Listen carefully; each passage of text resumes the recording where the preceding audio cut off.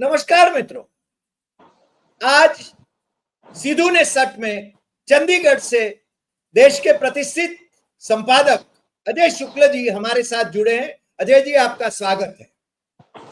जी नमस्कार।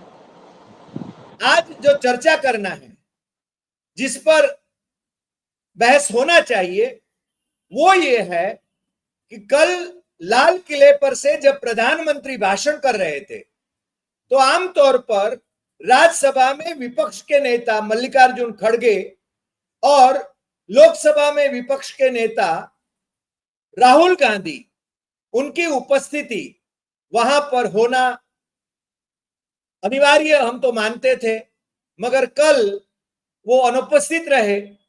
हालांकि उन्होंने बाकी अपने कार्यालय में बारिश में भी भीगते हुए ध्वजवंदन किया और 15 अगस्त मनाया, स्वतंत्र दिन मनाया। और कुछ भारतीय जनता पार्टी के लोगों ने इस पर आपत्ति भी की कि ये विपक्षी नेता लाल किले पर नहीं आए, यानी उनकी जैसे कि राष्ट्र निष्ठा पर सवाल उठा रहे हैं भाजपा वाले, जो कि स्वातंत्र संग्राम में कहीं उनके पूर्वज दिख ही नहीं रहे थे। और उनके आदर्श जो हैं वो तो नथुराम गोडसे हैं, सावरकर हैं, जो कि राष्ट्रपिता महात्मा गांधी के हत्यारों के साथ मिले हुए थे। नथुराम गोडसे तो सावरकर का पट्ट शिष्य था, जो सावरकर के पैसों से अखबार चलाता था।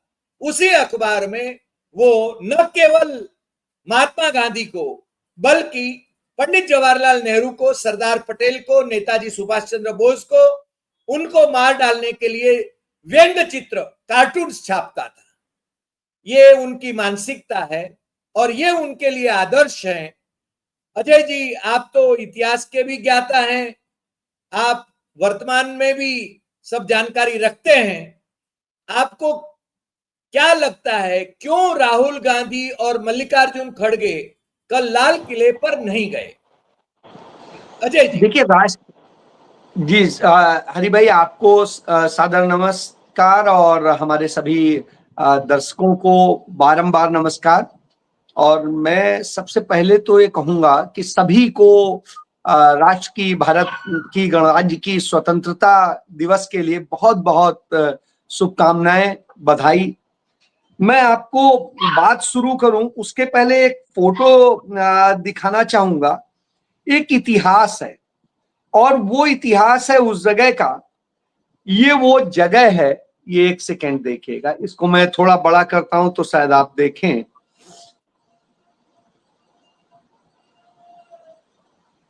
फ्रीडम फाइटर स्मारक, विलेज लादूपुर, डिस्ट्रिक्ट गुरदासपुर, ये है। और यहां मुझे जाने का अवसर मिला। ये मेरे लिए भाग्यशाली था। अब आप कहेंगे इसमें है क्या? यहां से पाकिस्तान बॉर्डर आप देख सकते हैं। मैं उसकी छत पर खड़ा हूं, दूसरी तरफ पाकिस्तान, वो पेड़ों के आगे। अब मैं ये इसलिए आपको दिखा रहा हूं, यह वह पवित्र धरती है जहां से पंडित जवाहरलाल नेहरू ने बताया था भारत माता क्या है। वाह। और मेरी बड़ी इच्छा थी यहां जाने की, सालों साल से। जब मैं अमृतसर में पोस्टेड था, 98 99 की बात कर रहा हूं, तब से सोच रहा था, लेकिन बगल में तब नहीं जा पाया। भाग्य था कि मुझे अभी जाने का अवसर मिला। और जब वहां स्वतंत्रता संग्राम सेनानी सारे जुटे, मतलब उनके परिवार जुटे, बहुत अच्छा लगा उनके साथ मिलके। लगा कि मैं आज अपने असली परिवार से मिला। वाह। और वहां जितने प्यार से, सेनानी परिवार से ही हैं? जी, मेरे परिवार के 2 लोगों ने शहादत दी है। पंडित शिवबली शुक्ला ने 1857 में, और उसके बाद में पंडित राम सेवक शुक्ला ने।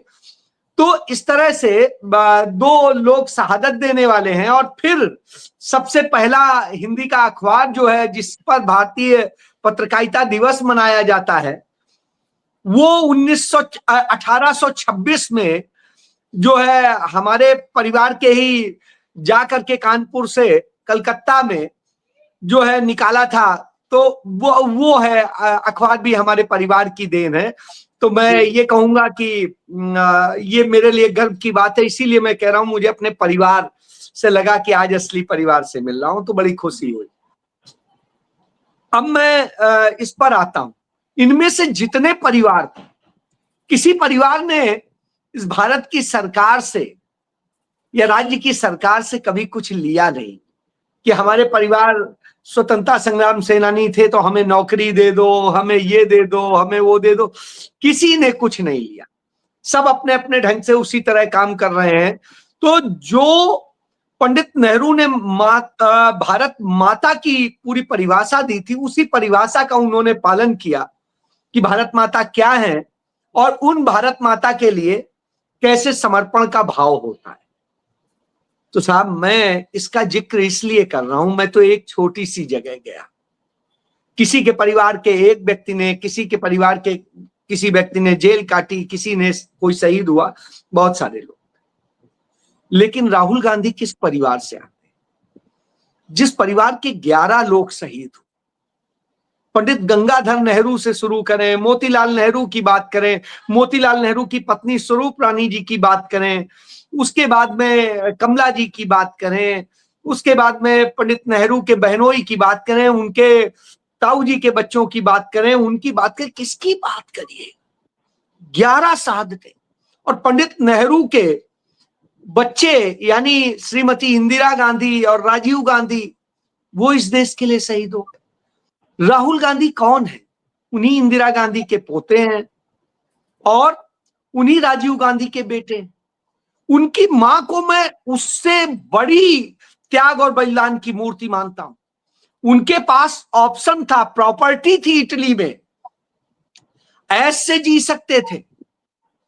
बड़ा उनका परिवार वहां के बड़े सम्रांत परिवारों में से था। और आप ये देखिए, उन्होंने कहा जिस मिट्टी में मेरे राजीव समाये हैं, उसी मिट्टी में अब तो मिलना है, अब यहां से कहीं नहीं जाऊंगी। और वो दिन है, और आज का दिन है, उनकी मां की जब डेथ हुई तब भी वो नहीं गई। आप देखिए, तब भी कौन गया? राहुल गांधी। जब वो बीमार रहती थी नानी उनकी, राहुल गांधी की, तो राहुल गांधी के लिए लोग तमाम बातें कहते थे। राहुल गांधी इसीलिए जाते थे, अपनी नानी की असली सेवा उन्होंने की है बार बार जा करके। और जब से नानी का निधन हो गया, उसके बाद से देखिए उनका वहां जाना बिल्कुल खत्म सा ही हो गया। प्रॉपर्टी जितनी थी सोनिया जी ने अपनी बहन को दे दी। अच्छा, मैं यही कह रहा हूं, उस परिवार के त्याग की बात आप करते हैं, उसकी राष्ट्र की और निष्ठा पे लोग सवाल उठाए। सोचिए, पंडित नेहरू जिस बाप के बेटे थे, उन मोतीलाल नेहरू की जब एटीआर निकाल के देखिएगा कि इनकम टैक्स रिटर्न, उस समय के लोग इनकम टैक्स रिटर्न सोच नहीं सकते। आज भी देश में इनकम टैक्स रिटर्न भरने वाले केवल 3 करोड़ लोग। अब आप सोचिए, 140 करोड़ में 3 करोड़ लोग, और उसमें भी तमाम सारे इनकम टैक्स रिटर्न वो होते हैं जो एक भी टैक्स नहीं देते। लेकिन उस समय जो इनकम टैक्स रिटर्न होता था, उसमें सबसे ज्यादा टैक्स देने वाले प्रोफेशनल थे पंडित मोतीलाल नेहरू, सबसे बड़े। तो अब आप सोचिए, जो इतना बड़ा रहा हो, यदि उनकी सारी संपत्तियों को, गंगाधर नेहरू जी की भी संपत्ति और मोतीलाल जी की भी संपत्ति जो पंडित नेहरू ने भारत को डोनेट की या मोतीलाल जी ने डोनेट की, उसकी टोटल कीमत आज की डेट में लगाएंगे तो करीब 10 लाख करोड़ के आसपास बैठेगी। आज जिस लुटियंस जोन में, मैं तो 10 लाख भी ऐसे ही बोल रहा हूं, जिस लुटियंस जोन में प्रधानमंत्री कार्यालय, संसद भवन या राष्ट्रपति भवन या किसी के भी ये आलीशान भवन बने हुए हैं साहब, वो रियासत थी पंडित गंगाधर नेहरू की।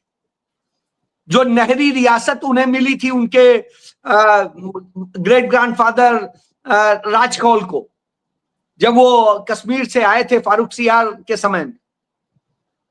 हालांकि तब वो जंगल सा ही होता था। आज वो देश की सबसे महंगी प्रॉपर्टी है, वो उनकी दान की हुई।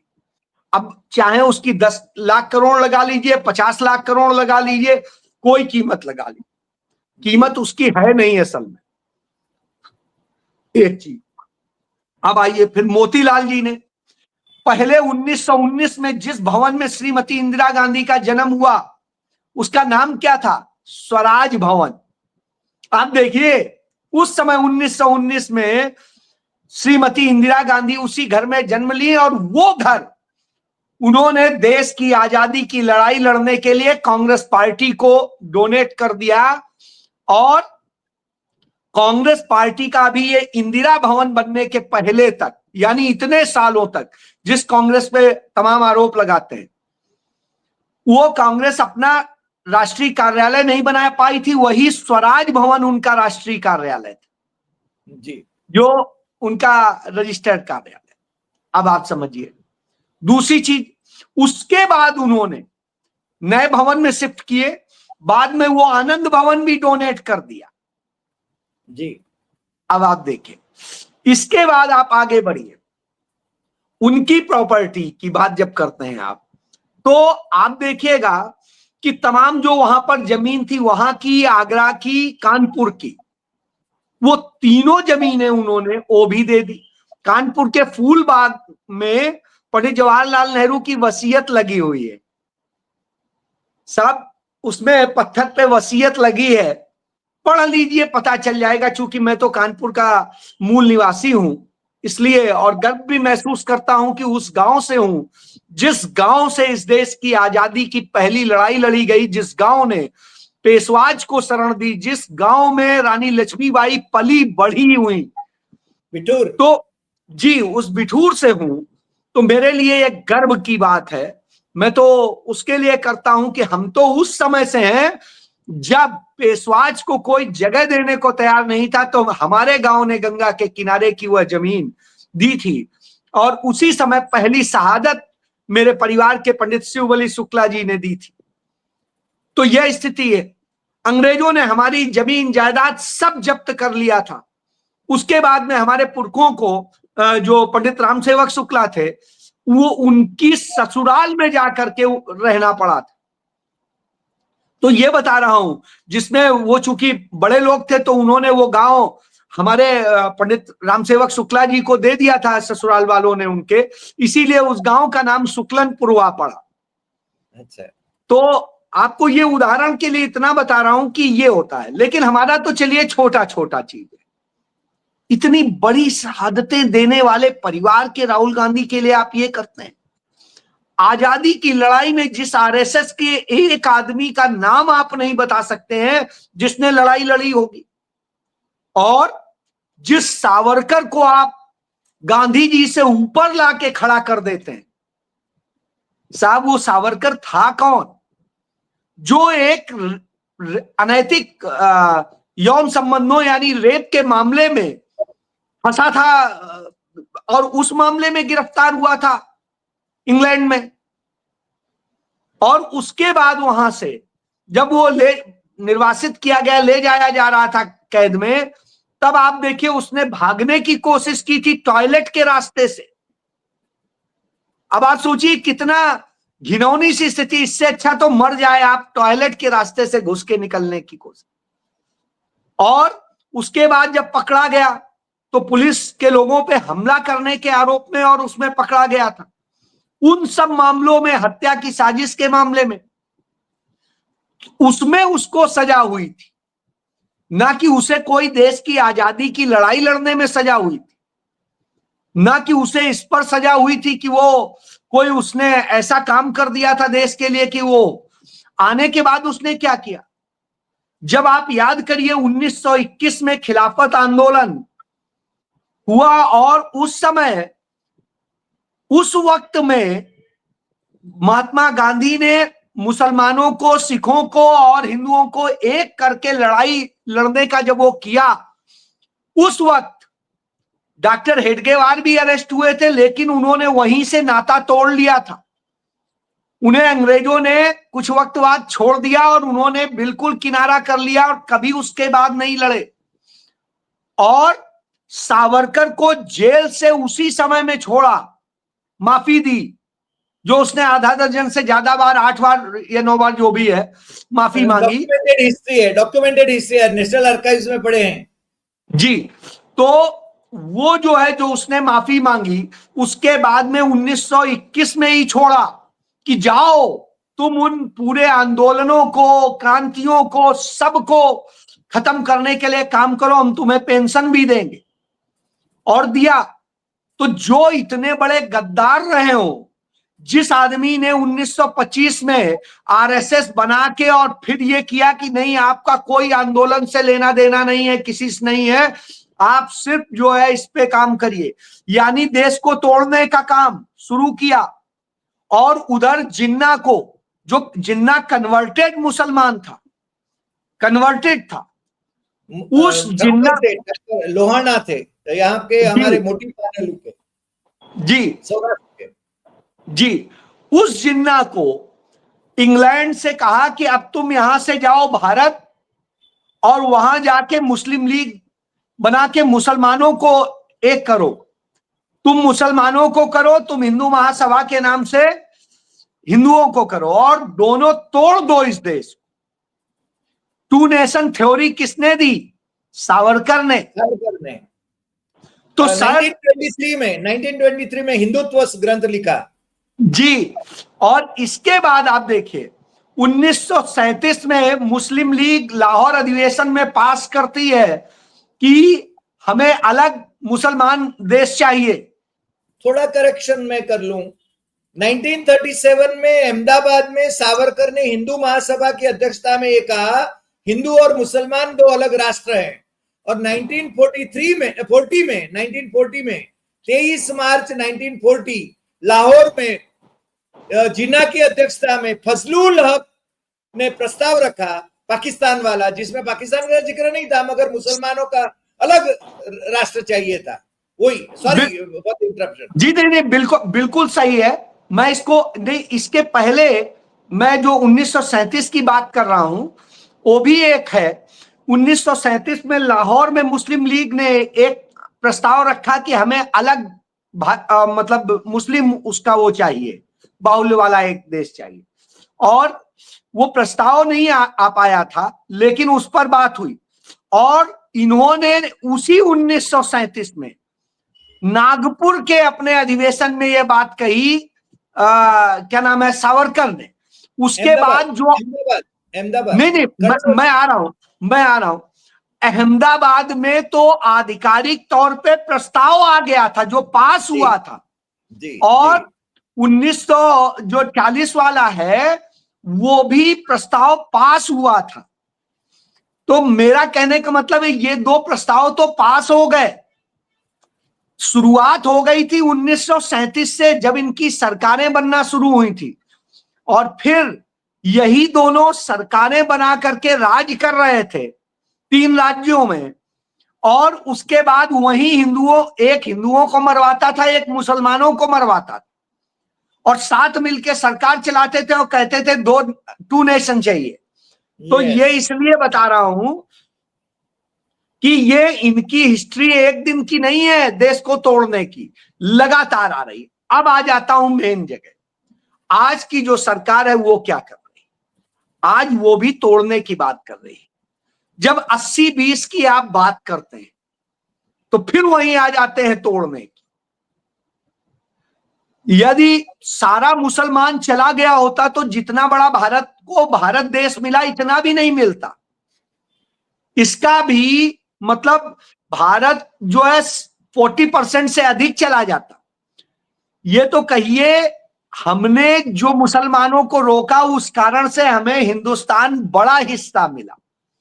तो यह इसलिए कहना चाह रहा हूं क्योंकि इस देश के मुसलमानों ने उस समय देश के प्रति, भारत के प्रति वफादारी दिखाई, पहली बात।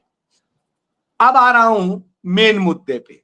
आज देश तोड़ा जा रहा है मणिपुर में, देश तोड़ा जा रहा है कश्मीर में, देश तोड़ा जा रहा है देश के तमाम हिस्सों में, यूपी में हो, गुजरात में हो, और दूसरी। आप क्या पहुंचते हैं? गोधरा, अच्छा ये तो पाकिस्तान है। जैसा कि एक हाई कोर्ट के जस्टिस तक ने कह दिया था वहां पर कर्नाटक में, हाँ, उसने कह दिया था वो पाकिस्तान। अरे भाई, हिंदुस्तान के भीतर कोई भी पाकिस्तान कैसे हो सकता है? और चाहे वो हिंदू कहे मुसलमान कहे, उसे शर्म से डूब मरना चाहिए। ये हिंदुस्तान है, हिंदुस्तान था, हिंदुस्तान रहेगा। और इस भारत माता में जिसको भी है वो हिंदुस्तान के हिसाब से ही है। लेकिन आपकी स्वतंत्रता से, आपकी धार्मिक स्वतंत्रता से, आपकी खान पान की स्वतंत्रता से, आपके पहनावे की स्वतंत्रता से हम आपको न पहचानते हैं न बाधित करते हैं। यह भारत का चरित्र है, यह भारत माता के बेटे हैं। एक बेटा पैंट शर्ट पहन के घूमे, एक बेटा धोती कुर्ता पहन के घूमे, एक बेटा कुर्ता पजामा पहन के घूमे, एक बेटा टोपी लगाए, एक बेटा गमछा डाले, कुछ भी करे, कोई परेशानी नहीं। लेकिन कोई कह दे कि नहीं ये पाकिस्तान है, ये हिंदुस्तान है, ये अंग्रेजियत है, तो ये नहीं चलेगा। अंग्रेजी भाषा पढ़ना बेहद जरूरी है, क्योंकि वैश्विक जगत में जब आप जाएंगे तभी जगह बना पाए। और दुनिया में ये वैश्विक दुनिया है, वैश्विक वो है, कोई हम कूप मंडूक नहीं है। तो हमें ये सब सीखना चाहिए। यही बातें तो राहुल गांधी सिखाते हैं। और वो कहते हैं मणिपुर, जी, मणिपुर हमसे अलग नहीं है, कितने समय से जल रहा है, हमारी बेटियों को नग्न परेड कराई जा रही है। और हम कह रहे हैं ये पुणे में कारगिल का युद्ध लड़ने वाले और उसके पहले उन्हीं के परिवार के लोगों ने 71 का और जो है 66 का युद्ध लड़ने वाले, सॉरी 65 का युद्ध लड़ने वाले परिवार के व्यक्तियों को कैसे अभी प्रताड़ित किया गया। रात को ऐसे फोर्स आ गई जैसे वो पता नहीं किस देश के जासूस हो। तो आप बताइए, इस तरह से आप काम करते हैं तो बांट तो आप रहे। और यही काम इन्होंने किया भारत की मर्यादा के खिलाफ, कि राहुल गांधी जब नेता प्रतिपक्ष बने, उनको उस हैसियत से आमंत्रित किया गया था, सांसद की हैसियत से नहीं आमंत्रित किया गया। और उस हैसियत से यदि जो भारत सरकार प्रोटोकॉल उसका रखता है, तो राष्ट्रपति, प्रधानमंत्री, उपराष्ट्रपति, प्रधानमंत्री, स्पीकर और क्या कहते हैं नेता प्रतिपक्ष, ये बराबर की श्रेणी में। इसके बाद केंद्रीय मंत्री शुरू होते, यानी वो केंद्रीय मंत्रियों में भी सबसे ऊपर है। बावजूद इसके यह स्थिति हुई कि उनको ले जाके पीछे की पंक्ति में बैठा देते हैं, 5वीं पंक्ति में। वही मैं कह रहा हूं, ऐसी क्या वजह थी? एक बात बताइए, देश आजाद होने के बाद लंबे समय तक कोई भी दल मुख्य विपक्षी दल बनने की स्थिति में नहीं रहा। और यदि हम बात करें 1984 की, तो साहब कोई आसपास नहीं था। भारतीय जनता पार्टी के 2 ही सांसद थे, एक आपके मेहसाना से था, तो मेहसाना से AK पटेल जी, और एक नरेंद्र वहां से तेलंगाना से, अभी तेलंगाना आता है। हाँ जी, तो मैं यही कह रहा हूं, अटल बिहारी वाजपेयी और आडवाणी जैसे भी हार गए थे। इसके बावजूद देखिए, राजीव गांधी ने कभी ये नहीं किया कि आपको बेइज्जत करके बैठा दे। इतना बड़ा मैंडेट कोई नहीं ला पाया था। पंडित नेहरू के समय में 364 सदस्य थे कांग्रेस के, इंदिरा जी के समय में 60 के आसपास रहे हैं। अब आप देखिए 360 के आसपास, चाहे और किसी के भी समय में देखिए, कभी उन्होंने ये नहीं किया कि विपक्ष के किसी नेता को अपमानित किया हो। चाहे 1962 के युद्ध के बाद की स्थिति रही हो, चाहे 1965 के युद्ध की बात की स्थिति रही हो, चाहे 1947 के बाद की स्थिति रही हो, चाहे 1971 के बाद की स्थिति रही हो, चाहे पहला विश्व कप आने के बाद में जो आया था भारत में, उसके बाद की स्थिति रही हो, कभी भी ये नहीं किया गया कि उनको बैठाने के लिए आप नेता प्रतिपक्ष को वहां बैठा देंगे। आप नेता प्रतिपक्ष को वहां बैठा देंगे, तब तो आप सबसे ज्यादा अपमान आप कर रहे हैं इस देश के लोकतंत्र का, इस देश के संविधान का, इस देश का और देश के गणराज्य की पवित्रता का। जब आप ये अपमान करेंगे, देखिए सेना में प्रोटोकॉल का बहुत महत्व होता है, हायरार्की का बहुत महत्व होता है। सेना वह कार्यक्रम आयोजित करती है। सेना को यह डायरेक्शन किसने दिया, क्यों दिया कि इस तरह का करिए जी, यह तो अपने आप में शर्मनाक था, लेकिन राहुल गांधी के लिए शर्मनाक नहीं था। राहुल गांधी ने तो वहां पर भी बड़प्पन दिखा दिया और वो उनके साथ बैठ के ज्यादा उन्हें बेहतर उन्होंने माहौल क्रिएट कर दिया और उससे दुनिया का ध्यान और ज्यादा उन पर चला गया और इसका संदेश पूरी दुनिया में गया कि भारत का प्रधानमंत्री असल में प्रधानमंत्री नहीं, एक श्रूड माइंडेड व्यक्ति है और उसने बड़ी बेइज्जती कराई है इनकी, जो नीचता की हद तक। मोदी जी जब मुख्यमंत्री थे, विपक्ष के नेताओं को बेइज्जत करना और सैडिस्ट प्लेजर डिराइव करना, ये उनकी गुजरात की आदत है, पुरानी आदत है। मैं सर वैसे किसी को कहना नहीं चाहिए, लेकिन एक चीज कही जाती है कि व्यक्ति किसी पद पे जाके बड़ा नहीं हो जाता है, व्यक्ति अपने व्यक्तित्व से बड़ा होता है। सही बात। नेहरू किसी कुर्सी पे नहीं थे जब, तब भी इतने बड़े थे, देश में एक ही नाम गूंजता था, गांधी या नेहरू। गांधी जी तो कभी किसी पद पे नहीं रहे,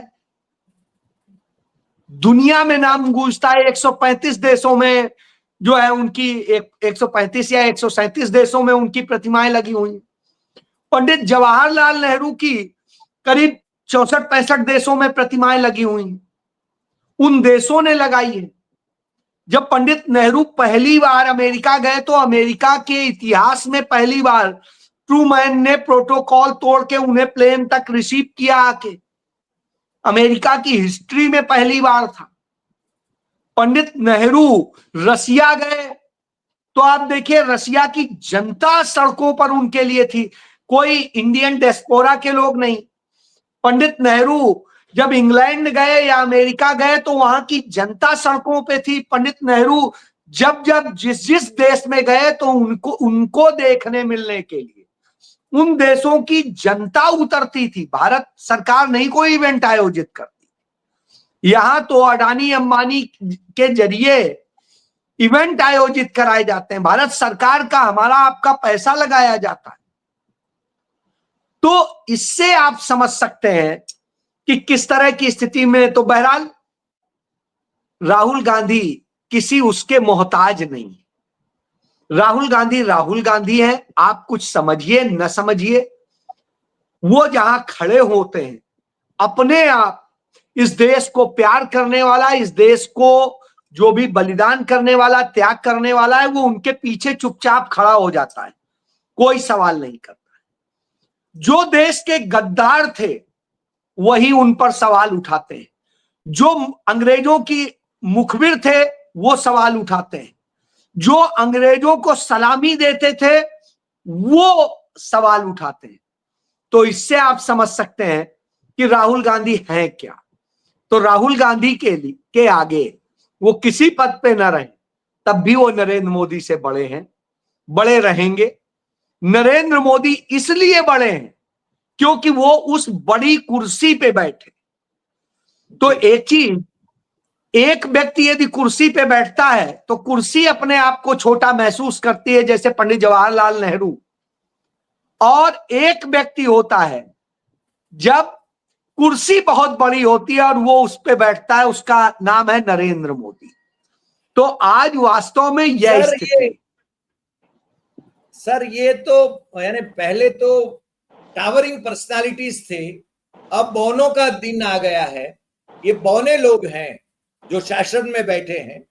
और आपने ठीक ही कहा कि जो कुर्सी अब बड़ी है, बौने लोग बैठे हैं।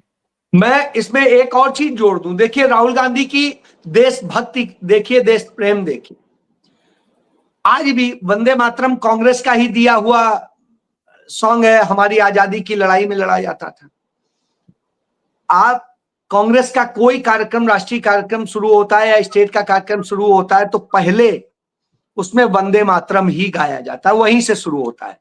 फिर दूसरा गीत होता है झंडा ऊंचा रहे हमारा, और उसके बाद सारा कार्यक्रम होता है। और जब कार्यक्रम खत्म होता है तो राष्ट्रगान जो है गाया जाता है, जनगण मन अधिनायक जय।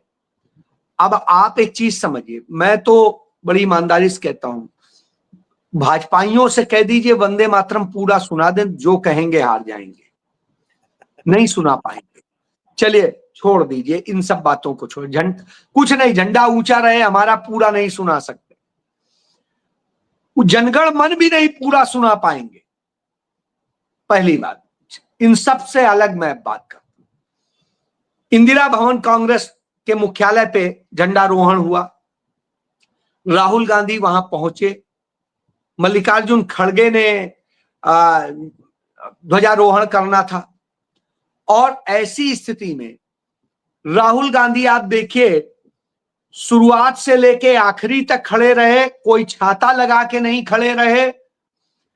भयंकर बारिश हो रही थी कल दिल्ली में, आप ये सोचिए वो भीगते रहे, भीगते हुए उन्होंने पूरे उस कार्यक्रम में हिले नहीं, भीगते रहते हुए अडिग खड़े रहे और पूरा कार्यक्रम करके भीगते हुए वो गए। उन्होंने परवाह नहीं की कि मैं बीमार पड़ जाऊंगा, मैं ये हो। अब आइए, जो लाल किले पे कार्यक्रम हो रहा था, भले कुछ जगह पे वो नहीं लगा था ऊपर सामियाना, कुछ जगह लगा हुआ था, वीआईपी का तो लगा ही हुआ था, उसके बावजूद वो लोग बारिश में असहज हो रहे थे। अब नरेंद्र मोदी वहां आते हैं जैसे एक सज धज के बिल्कुल इवेंट के लिए कोई हीरो हीरोइन निकलता है कि हाँ बिल्कुल स्टाइल में, और उसके बाद पूरा उसमें क्या पानी की एक बूंद न पड़ जाए, साहब कहीं ढेला कहीं घुल ना जाए, तो साहब उस ढेले की तरीके से आके खड़े हो गए। और जब भाषण दे रहे थे बार बार उन्हें पढ़ना पड़ रहा था। यानी आप यह स्थिति है कि आदमी अपने मानसिक संतुलन को खोने लगा है, इसका संकेत दे रहा था। यही देश है जब 2014 में वो भाषण पढ़ रहे थे, हालांकि तब भी टेलीप्रॉम्प्टर से पढ़ रहे थे, लेकिन तब लोगों को पता नहीं था। और देखो बिना पढ़े भाषण, बिना पढ़े भाषण।